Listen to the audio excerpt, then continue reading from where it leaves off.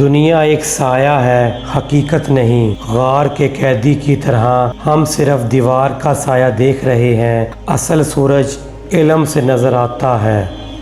علم یادداشت ہے، انسان پہلے سے سب جانتا ہے، بس بھول گیا ہے۔ سوال کرو، جواب تمہارے اندر سے نکلے گا۔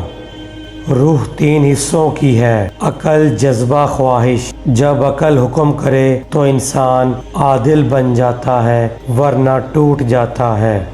انصاف یہ ہے کہ ہر حصہ اپنا کام کرے، دل دماغ کا کام نہ کرے، خواہش روح پر حکم نہ چلائے، نظام قائم ہو جائے گا۔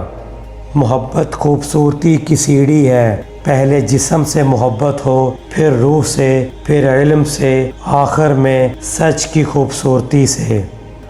حکمران فلسفی ہو جو علم سے محبت کرے، وہی قوم چلا سکتا ہے۔ لالچی کے ہاتھ میں تخت آئے تو قوم لٹ جاتی ہے۔ تعلیم کا مقصد آنکھ کھولنا ہے، بچے کا دل اندھیرے غار کی، اسے روشنی کی طرف موڑ دو۔ خوبصورتی دیکھنے سے نہیں، محسوس کرنے سے ملتی ہے۔ آنکھ جسم دیکھتی ہے، روح حقیقی حسن دیکھتی ہے۔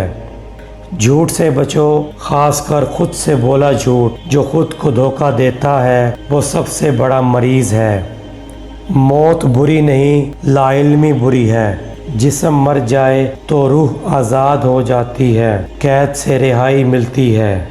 تخیل کے بغیر علم اندھا ہے، صرف منطق کافی نہیں۔ خواب دیکھو، پھر اسے حقیقت بناؤ۔